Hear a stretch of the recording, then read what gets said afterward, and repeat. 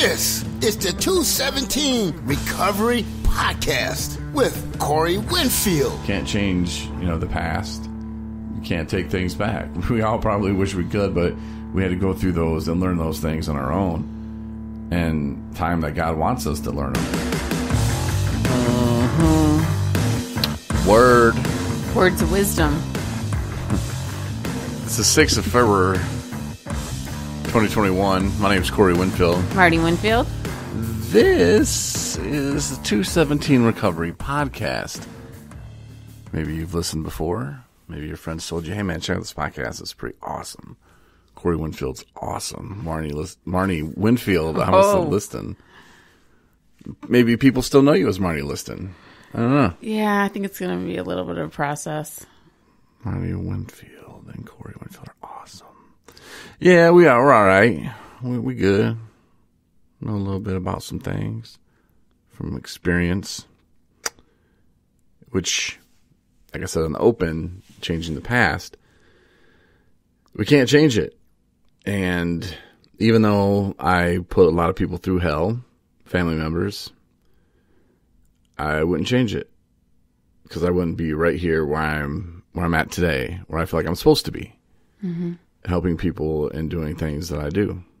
And I'm sure you feel the same way. I mean, you wish you would have met me like a lot sooner, of course, but you wouldn't have liked me because I wasn't ready.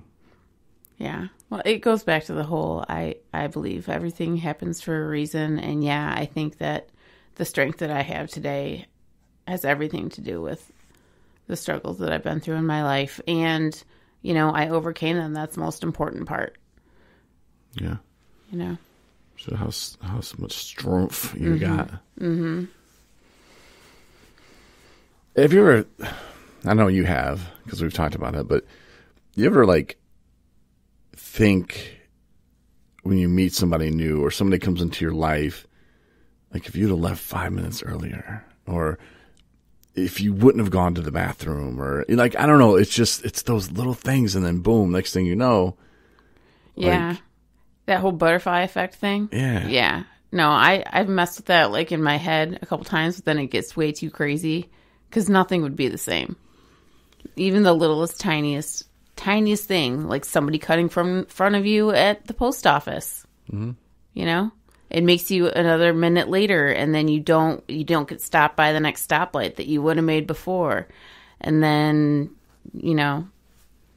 you get the phone call and you're already at home instead of driving and let it go to voicemail, and you answer it right then. And who knows what? It's the whole, I don't know. It starts getting to the point where it weirds me out. Like if I didn't get taken to jail. Well, so you're doing big stuff. Yeah, but big, but it's little. but it's huge. Yeah, but maybe you would have gone to jail if the guy that saw you had stayed for an extra taco at dinner. Yeah. And got back 5 minutes after and didn't see you and didn't make a stink to the police. That's his butterfly effect. Everything affects everything. See, this is the part where I start being like, I gotta stop talking. And if I didn't go to jail, about it. I wouldn't have prayed, for that to be my last drink ever in my life. And if the judge would have been like, okay, well, you'll be on probation, whatever. But the fact that he told me I had to do whatever Riverwood and Benton Harbor, whatever they told me to do there. And then my therapist there, Pana, was like, you got to go long term. That's what, he kind of smiled because he was like, I can send you anywhere, you had to do it because the court said. Mm-hmm. And if you were just like, oh, we'll continue outpatient. And that's what I was afraid of. Because at that time I was still kind of thinking, man, it's all about the money. They all want the money. I went through all kinds of phases. And that was one of them. It's all, they just want the money. They're just going to make me do outpatient. Ugh. And he's like, nope, you need to go long term. Mm-hmm. I'm like, long term is 90 days to a year. I'm like, a year? I was like, I'm only on probation for a year, man. What do you mean I got to go away for a year? Mm-hmm. But, if he didn't, or if, when I called the treatment place that I went, if they were like, oh, no, we're full, send me to another place, I wouldn't be right here right now. It's just crazy if you start thinking about all the little things, just a little tick off. Mm-hmm. I'm not here doing this podcast. Mm-hmm. That's crazy. I know. So sometimes you got to pay attention. Mm-hmm. to the people God puts in your life. And sometimes he'll make you pay attention. Did I ever tell you about the time I was at Meijer? I think I told you about this. And I had decided I was going to drink that night. So I was like, all right, I'd have to come home late. So everybody was in bed. And I'm like, all right, well, I'm just going to go to Meijer real quick, and I think I was doing Shipt at the time. And I was like, I'll do one more order. And you can stay out late and say you're doing Shipt or whatever. And so I was doing that, and I hit Meijer. I was like, all right, I got to, buy my liquor before they stop selling it. So I grab a couple bottles and I go up to the self-checkout, boom. And there's two people from the AA group in Coloma that I went to. And one of them, his name's Scooter. He's an old cat, like my grandfather's age, like old. Mm-hmm. And the other dude is like, I don't know, maybe he's around my age. Maybe a year off older or younger. I can't remember. Mm-hmm. I'm like, what in the F are these two doing together at Meijer on a Saturday at this time of night? This is crazy. And I thought, oh, okay, well, no, I'm getting alcohol. So I look down and there's one register open that a real person's working at. And I'm like, okay, great. I'll go down there. So I cut through like the women's panties and everything. And I was being sneaky because I didn't want anybody to see me. And they were up at the self-checkout there in Benton Harbor. And so I'm sneaking through, I'm like, all right, they didn't see me, I get through, and I'm pushing a cart too, by the way, because I had people's stuff.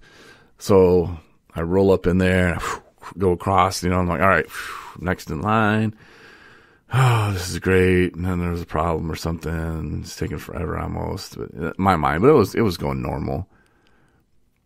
And I put the person's stuff that I, the shipped order that I need, and it wasn't a big order, a few things. And I look down, and here come those two. There's a problem with the self-checkout. So they're come walking, get right behind me, and they look down, they're like, hey, Corey, what are you doing? Oh, no. Oh, just doing a shipped order, Mm-hmm. Like, okay. What's up with the alcohol? I was like, oh, it's a shipped order. Mm-hmm. You sure? You all right? Oh, yeah, man, I'm good. And they had to have seen me pay for the actual shipped order with the shipped card. And then when they came to the alcohol, whipped out my card. It was like two different orders. They had to have seen that. Of course they did. And that was one of the worst times, the worst drunks, it was one of the worst up until the last one, But like I slammed my finger in the car door. Like it was just horrible, horrible time. And that was one of the last times I got drunk, one of the last times. But it was like God was like, all right, Corey, I'm going to give you an out here. Mm-hmm. And I went around it, and he's like, all right, Corey, I'm going to give you another out here. Right. And then boom, because I could have been like, you know what, put that back. Nope. And it's like God was like, all right, well, devil, if you want them, you can have them for the weekend. We'll see what happens, what comes out of this. Ended up, in the hospital again. And I think that time I might have went to the psych ward. Did you see them after that? Or have you seen them since? When was this?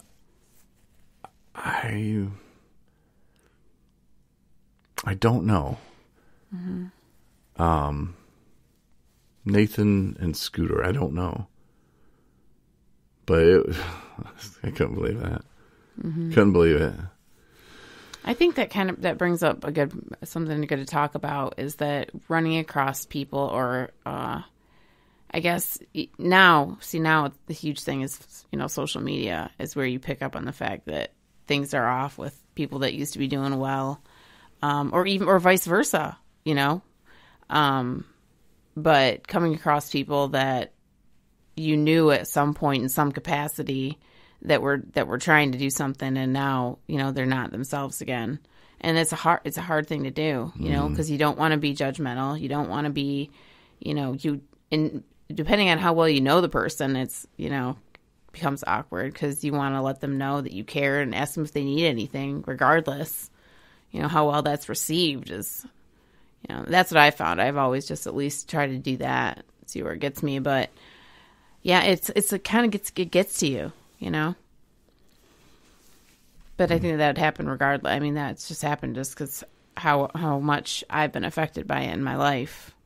And I know other people, are, if they're feeling pain, I feel pain too for them. But most people do learn, though, about social media. You mean not posting things? Or? Yeah, to stay away. Oh, yeah. Like, eventually you learn your lesson. That's kind of what I mean, is I mean, like, lack of interaction. Like, when people fall off the face of the earth. Yep, then that happens. You're like, That's what automatically people think. Well, because people that, like us, that's what's going on. Mm-hmm. I just don't like it anymore. Yeah. Okay. Yeah.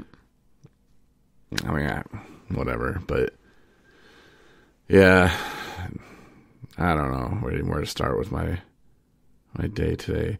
First, I guess I got to do a recap from the last episode. Mm-hmm. When I had the big envelope mm-hmm. from my father. Yeah. And I opened it up. It's weird. It's like they put a card inside an envelope and then folded the envelope over and taped it. Mm-hmm. Maybe they thought. I mean, I guess, yeah, you know, I guess if somebody was going around stealing mail or something, then that would, you know, like a card or something, somebody would be like, oh, hey, maybe there's something in there.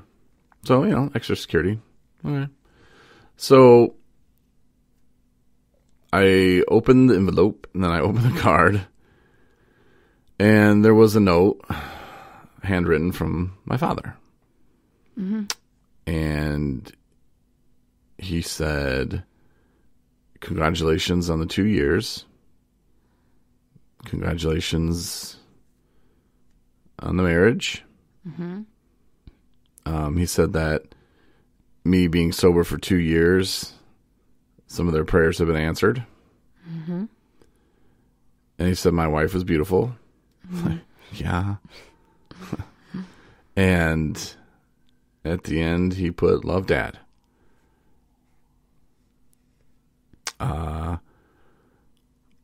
Not really. He did say, I'm proud of you in there, though. Did he? Mm-hmm. But it really wasn't what I was hoping for. I was hoping for, hey, son, you know, I don't know. I guess I wanted more. And I don't really know exactly what mm-hmm. I was hoping for. I just wanted more. It was like on a little piece of, what you call that, notepad paper. Mm-hmm. Like small notepad. I mean, it wasn't right. like a huge letter or anything. I don't know how much time he put into it. Maybe a lot. Maybe a lot. You know, maybe a lot of thinking and driving and what can I say? And maybe my stepmom took it from him and said, no, how about you fill out this one piece of paper mm-hmm. this size? This will work. Mm-hmm. You know, you don't need to go into ranting and raving. And who knows? You know, I don't know what happened on the other end of that. But I did get a letter from him in response to my letter to him. Yeah. So that's good. And that's how I'm going to rebuild the relationship with him, you know, if he wants one. Mm-hmm. I think it would be good for both of us. But I can only do what I can do, you know, and from you my did, end. though. That's the important part, is that you did take the first step after, you know, this substantial amount of time and, you know, thought about it and planned it out and did, you know, take action on it and mailed him that, you know, letter and pictures and stuff. And so, and he wrote back. That's huge. You know, I think that's great. And so now you could write him again. Mm. And I've been thinking about it a lot too. Like, I remember like when I sent him that text message, that mean text message back in 2018. You know, I remember, you know, blaming him for not being here when I would need to go to the hospital or when I would need to go to a rehab. And that's really not fair. He has every right to live his life.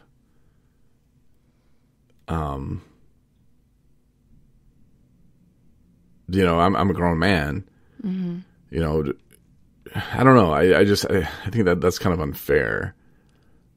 And it's not like I gave him an opportunity. Right. You know, I don't know. I guess I wish he would have been closer, but I wish I would be a billionaire too. I wish I had a boat, you know, but it's just unrealistic and it's unfair. And it's me like making up this dreamland scenario to just get mad at him for, you know, it doesn't do me any good, you know, coulda, shoulda, woulda, whatever, you know, but as far as, you know, my growing up and, you know, him moving away, you know, I'm going to feel how I feel about that. And we can get over it and move on, you know, and that's kind of what I did with the letter a little bit because can't blame him for the past. There's no point of even looking back there to go, oh, it's your fault. It's your fault. There's no point in that. You know, it's like what do we have today and what can we move forward with and what kind of relationship can we have in the future? Mm-hmm. And that's all we got. You know, that's it. Yeah. You know, he didn't beat me or anything. I mean, right. There's other people who have it way worse, you know, who probably wish their dad did move away. You know, and I didn't have that situation, but it still hurt. And trying to gain the acceptance throughout my life has just been hard because I haven't gotten any of it. Mm-hmm. But so yeah, at least I got a letter, and I have something to build on and look forward to, I guess. Yeah, I think that's how you should look at it. I think it was good. Yeah. Start somewhere. Got to start somewhere. Yes, they do. I had a hell of a ride today. Yeah, it was a long ride. And we got hells of snow. Yes, that was the worst part about it. Whoa. I mean, right when you think that you're okay because you're used to it because you're a Michigander. And here comes February. Oh my gosh. I told you February is the worst month. I know. And like, when I'm in January. When I'm in I'm like, oh my gosh, it's like wintertime and it's almost going to be over. And you're like, no, it's not even. It's Michigan. We still got 2 more months. What did we get? 2 feet? Yeah, something like that. Oh my, and it just wouldn't stop. And, yeah. So my ride across the state should have took 2.5 hours. It was more like 3 hours, 15 minutes, something like that. But and then it was 4 hours down to Lansing, and then another, like 3.5 home. It was long. That's a long drive. But the dude I took was pretty excited to be out. He was in treatment for almost 3 months. So he was kind of ready to get back at it. And, you know, he was mentioning a few things that really sounded good. He got a little bit of an extension while he was in there because he said, you know, he could have left after 40 some days, but he didn't. And he wanted to stay longer because he felt like he needed to work on himself.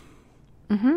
And it was pretty cool how he got in there. He was actually given a chance, opportunity to do whatever he wanted. I've never heard of this before, where a judge was like, hey, man, you know, you want to keep running? I'll let you go. You're leaving today. You can go run. Go to rehab. You go to jail if you want. We'll put you there, put you in jail. But you can leave. It's up to you. And I thought that was interesting. So he wasn't sentenced to anything? Oh. Okay. So he could have chose, all right, well, let me go to jail. I'll sit. I'll do some time. We'll be done. Walk away. Or you go back on the run, you know, and be wanted on probation or whatever it was. I'm not sure exactly what it was, but it's something like that. Or, you know, he could go get help. And I think by giving him that option, it probably made him feel like, yeah, I do want this. Mm-hmm. and then he said he tried calling the treatment center, and they're like, "Oh, we don't have anything for 2 weeks." And he said he was just crushed because he's like, "I'm doing this," and again, a lot of people, they think sometimes, and sometimes maybe it is. It depends where you live, who you call, or where you're going, what kind of insurance you have. If you can just pick up the phone and be like, "Let's get me in today." Okay, let's get you in today. With COVID and everything else going on, it's a little bit harder. Tricky. It can be. Yeah. Male, women, who knows? A lot of factors. And he just said he was crushed. And then he ended up calling some other place. But he ended up getting in, though, before the 2 weeks, which was nice for him. But when he told me that about the judge, I was like, oh, that's interesting. The judge kind of probably felt, well, he can either just finish up whatever, or he can keep on running, and we'll catch him again. And he'll be right back where he needs to be. Or let him make up his own path, and I think it's very rare. I'm pretty sure I've never heard of it happening before. I've never heard of it. Yeah. But well, good for him. Yeah, and there was a situation where he could have went back to, because he talked about sober living. He thought about going into sober living. And then he realized that, no, I need to be with family. But there was this other place he could have went to where he had lots of memories of using. And that's where he did most of his using, he said. And he didn't want to be in that situation. And I thought that was very, very wise of him. Because it would have been easy, comfortable. Like, he knew the house. But I was explaining to him it's those situations that you're not 100% prepared for. Like, you don't have an answer to. And that just moving a shirt and, oh my God, I found this. Yeah. You're not ready for it. How are you going to react? I don't know. And to remove that, I think was huge for him. And, it's little decisions like that you make, if you're not going to sober living, because you can go to sober living and get caught up just as easy. Oh, yeah. But he has never lived with this family member before, so there's really not the codependent thing going on. And he's saying that there's no door on the room he's sleeping in, and he wants it that way. Mm-hmm.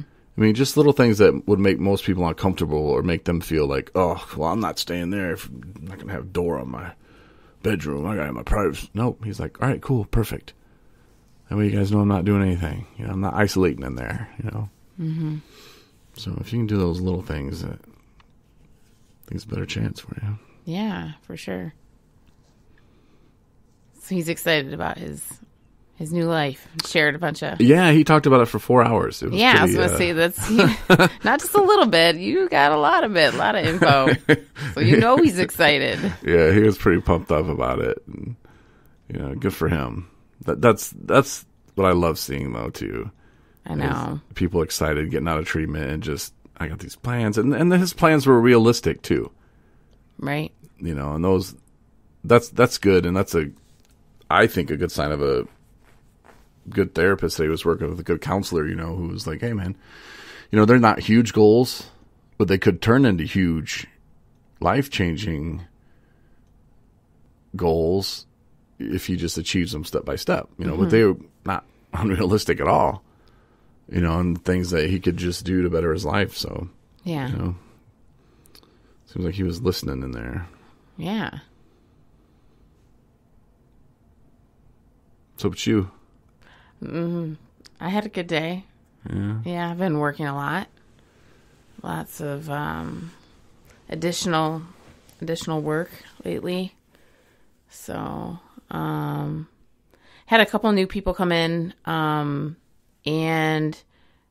you never really know how they're gonna, because the first day or two, if they've been in sober living before, or if this is so new to them, how the actual settling in is going to go. And so today was the first day that I actually saw them after they'd been there for a day or two, and they're doing awesome. So I was really happy that they kind of found their routine and, are more comfortable and stuff like that. So I don't know. It was a good day, and did some grocery shopping, and I was still wearing my tag from work. and the lady was checking me out, and she said, She was like checking you out. I knew you were going to do that. Was she hot? No, and she's like, I'm sorry, I'm looking at your name tag. Is that where you work? I said, yeah, that's where I work. These out for patients. With the recovery homes. And she's like, oh my goodness, that's so nice of you. Thank you for what you do. And I mean, she was obviously super sincere, so it was really, little things like that feel good. You should did you have any milk or anything with you? No. Eggs? No. I should have thrown something down. Like, what the F do you know about what I do? Yeah. No, I would never have done that. You could have, though. It would have been funny. Yeah. Not really, but. Do you work there? No, I stole this off the woman who does, because it's so fun to hang out there. Right. I don't know. No, I probably would have just done the same. Yeah, all right, cool, thanks. Mm-hmm. Yeah. Well, that's good. Glad you had a good little day, and the lady at the grocery store told you good stuff. Mm-hmm. Did I ever talk about having lupus? What? Did I talk about having lupus? Did you talk about weird... I don't know. There's really something going on. Like the nerve thing, I don't know, to the doctor, and she's like, I don't know.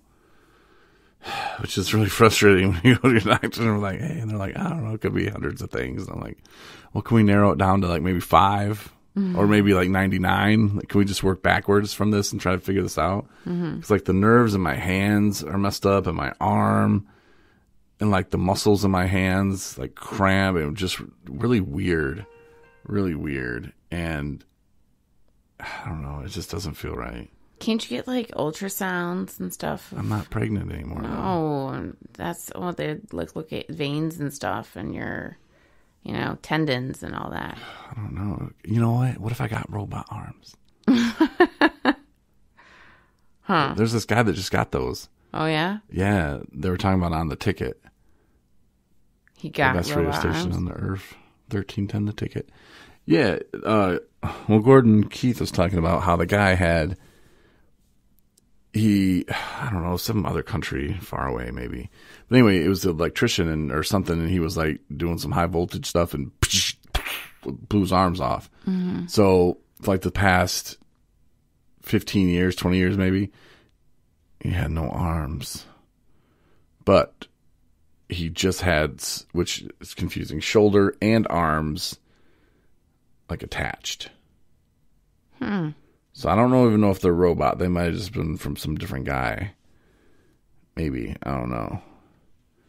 They're made out of metal? No, it could be just be an arm from somebody else. Oh. He had both arms, but both shoulders and arms attached. I don't think they can. I don't know if they can do that. Can I'd they rather do have that? the robot ones. Can they put other people's appendages and things? If you cut off your finger, could somebody else cut off their finger? Could They've they done mix wiener them stuff. What? Yeah. I don't believe you. John Wayne Bobbitt. No. Or was his own? I thought they couldn't find it because she ate it or threw it in the trash or threw it in the field or something. I don't know, but that was the most screwed up. When was that? That was a million years ago. Your first day on the job on the police station, they're like, hey, all right, guys, we're going to comb this field. And you're like, all right, we're going to find it. What are we looking for? A penis. Wait, huh? Wait, I'm sorry. What? We're looking for evidence for drugs? No, we're looking for a dick. We're looking for a penis. Okay. It's in here somewhere. Let's go, boys. Come on, team. Would they be afraid to get troops. the guard dog, or the drug dog? Or no. Did they got a wiener dog? That was bad. Chris Goss liked it. But that, they wouldn't want to get that running around. Can you imagine? Come here, boy. Just. That's no terrible. No. And then he did porn. Oh, really? Mm-hmm. Like Frankenstein weenus. I know. How do you know that stuff? I was in radio for a long time, and that's what radio people do. We just look on the internet for oh, interesting, and then you just go down the rabbit hole, and next thing you know, you're calling your engineer and you gotta reset my computer, get them viruses off now again. Thanks. That was his weekly stop. All right, Corey, let's get them viruses off. Wow. Show prep. It's show prep. Start clicking. If it's not your computer, you're like, meh, whatever. Let's get down to the nitty gritty of the story. And then you tell it later, years later on the podcast about recovery. There you go. That's how it works. Entertaining. For sure. Yes. Meeting tomorrow. Okay, cool. It's got Luke. Hey, Luke, what's up? Just sent a message. Oh, yeah? Yeah. Nice. Listen to the podcast. Big fan. Sweet. Yeah. Glad Luke's doing well. Yeah. Yeah, and I told him, I was like, hey, man, hit me up. Let's go to a meeting sometime. So he picked Super Bowl Sunday to invite me. Hey, though, why not? Because the Super Bowl's on.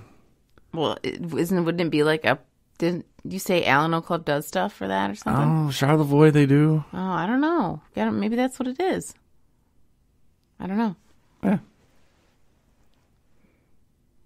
I don't know if I just got the CBS app.